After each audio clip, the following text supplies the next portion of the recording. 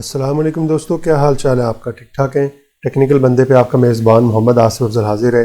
दोस्तों, आज मैं आपको बताऊंगा कि आप वर्ड के अंदर किस तरह से कैलकुलेशन परफॉर्म कर सकती हैं। आमतौर पे हम समझते हैं कि हमारा एक्सेल जो है वही सिर्फ कैलकुलेशन परफॉर्म कर सकता है। वर्ड के अंदर हम फार्मूलाज ये जो कैलकुलेशन परफॉर्म नहीं कर सकते। आज के लेक्चर में मैं आपको बताऊँगा कि आप किस तरह से जो है वर्ड के अंदर कैलकुलेशन परफॉर्म कर सकती हैं।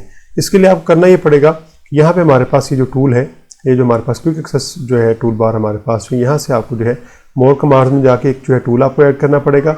यहाँ पे आके जो है पॉपुलर कमांड्स में से जो आपने जो है वो ऑल कमांड्स पे चले जाना है और इसके बाद आपने सर्च करना है यहाँ पे कैलकुलेट जो है।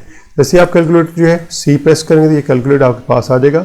ये सिलेक्ट हुआ है हमारे पास कैलकुलेट जो है, आपने इसे यहाँ पे ऐड कर लेना है और ऐड करने के बाद आपने इसे ओके कर देना है। अब ये टूल हमारे पास यहाँ पे जो है वो अवेलेबल है, लेकिन ये टूल अभी जो डिसेबल्ड है क्योंकि अभी तक हमने इसकी जो है वो यहाँ पे रिक्वायरमेंट या इसकी जो है वो हमने कुछ यहाँ पे टेक्स्ट नहीं लिखा जिसको जो है ये कैलकुलेट करेगा, इसलिए ये डिसेबल्ड है।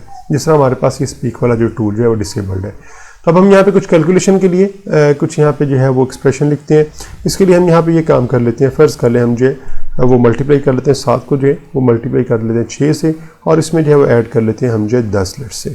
तो अब हमने इसकी कैलकुलेशन परफॉर्म करनी है। अभी तक आपका टूल जो है डिसेबल्ड है। इसको इनेबल करने के लिए आपने ये करना है, जो भी आपने यहाँ पे लिखी हुई चीज़ जो है उससे आपने पहले सेलेक्ट कर लेना है और सेलेक्ट करने के बाद आप ये देखें आपका टूल जो है वो आपका इनेबल हो चुका हुआ है।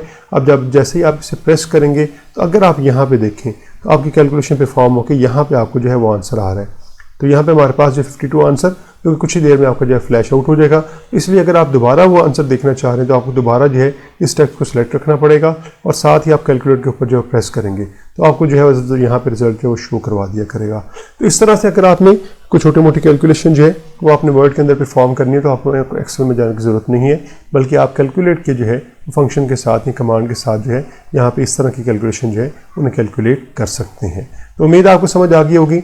तो वीडियो को ज़रूर लाइक कर दीजिएगा और अगर अभी तक आपने मेरे चैनल सब्सक्राइब नहीं किया तो प्लीज़ मेरे चैनल को सब्सक्राइब कर दें और साथ में लगे बेल के आइकन को ज़रूर प्रेस कर दीजिएगा ताकि मेरे आने वाली नई जितनी भी वीडियोज़ हैं उनके नोटिफिकेशन आप तक सबसे पहले पहुँचते रहें। ओके जी, मिलते हैं अपनी नेक्स्ट वीडियो के अंदर।